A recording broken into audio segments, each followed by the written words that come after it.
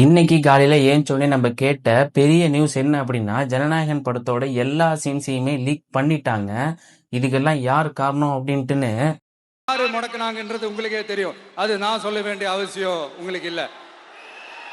ஆனா welcome to வாழ்க்கை vibes.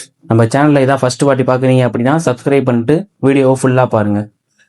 இன்னைக்கு தமிழ் சினிமாவில் ஒரு ஷாக்கிங்கான விஷயம் நடந்திருக்கு. ஜனநாயகன் படத்தோட லீக் எல்லா சீன்ஸுமே லீக் ஆயிடுச்சுங்க. இது சாதாரணமான விஷயம் எல்லாம் ஒன்றும் கிடையாது. சில சீன்ஸ் ஆன்லைனில் சர்க்குலேட் ஆகிட்டே இருக்கு. டெலிகிராமு, இல்லீகல் சைட்ஸு நிறைய இதை ஷேர் பண்ணிக்கிட்டே இருக்காங்க. அஃபிஷியல் டீம் இதுக்கு ரியாக்ட் பண்ணல, இன்வெஸ்டிகேட் பண்ணிக்கிட்டே இருக்கிறாங்க. இது ரொம்ப ரொம்ப ரொம்ப ஒரு மோசமான விஷயம். ப்ரொடியூசர் மிகப்பெரிய லெவல் லாஸ் ஆவாங்க. ஆடியன்ஸோட எக்ஸைட்மெண்ட்டு நிறைய பேருக்கு ஸ்பாயில் ஆகும். மாஸ்டர், லியோ இந்த மாதிரி சில படத்துக்கு எல்லாருக்குமே இந்த இஷ்யூஸ் ஃபேஸ் பண்ணியிருக்காங்க. தேட்டர் எக்ஸ்பீரியன்ஸ் பயங்கரமாக குறையுது. ஆனால் நீங்கள் என்ன பண்ணாலும் தேட்டரில் கூட்டம் கூட தான் போகுது. ஜனநாயகன் படத்தை பார்க்க தான் போகிறாங்க. நீங்கள் நிறைய எவ்வளோ முயற்சி பண்ணாலும் இது எதுவுமே ஒர்க் அவுட்டே ஆகாது.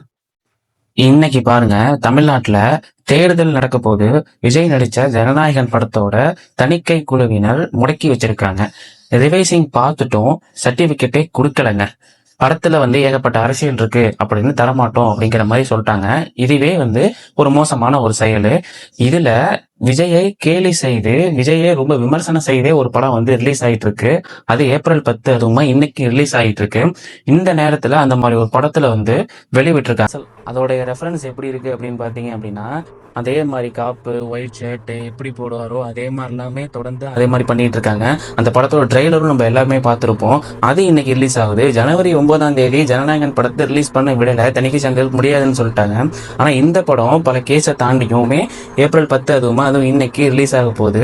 இதை பத்தி நீங்க என்ன நினைக்கிறீங்க அப்படிங்கிறதையும் கமெண்ட்ஸ்ல சொல்லுங்க. அதே மாதிரி இன்னைக்கு இந்த இவ்வளவு சீன்ஸ், இவ்வளவு டெலிட் ஆன சீன்ஸா, என்ன சீன்ஸ் ஒண்ணுமே தெரியல. இருந்தும் அது எல்லாமே ஆன்லைன்ல பகிரப்பட்டுக்கிட்டே தான் வந்துகிட்டு இருக்கு. இதை யாருமே ஃபேன்ஸ் என்னதான் அதை ஒரு சில ஃபேன்ஸ் எல்லாம் பார்த்தாலும் முக்கியமான ஃபேன்ஸ் யாருமே அதை பார்க்கவும் மாட்டாங்க. அப்படி ரிலீஸ் ஆகியும் யாரும் படத்துக்கு போகாம இருக்க மாட்டாங்க. கண்டிப்பா எல்லாருமே படத்துக்கு போதான் செய்வாங்க. ஸோ இதை பத்திலாம் நீங்க என்ன நினைக்கிறீங்க அப்படிங்கிறத கமெண்ட்ஸ்ல சொல்லுங்க. இந்த எலெக்ஷன் டைம்ல இவ்வளவு அவதூறுகள் படத்து மூலியமா மட்டுமா நம்ம விஜய்க்கு கொடுப்போம் அப்படின்ட்டுன்னு நிறைய ஊடகங்கள் நிறைய வேலை செஞ்சுக்கிட்டே இருக்காங்க.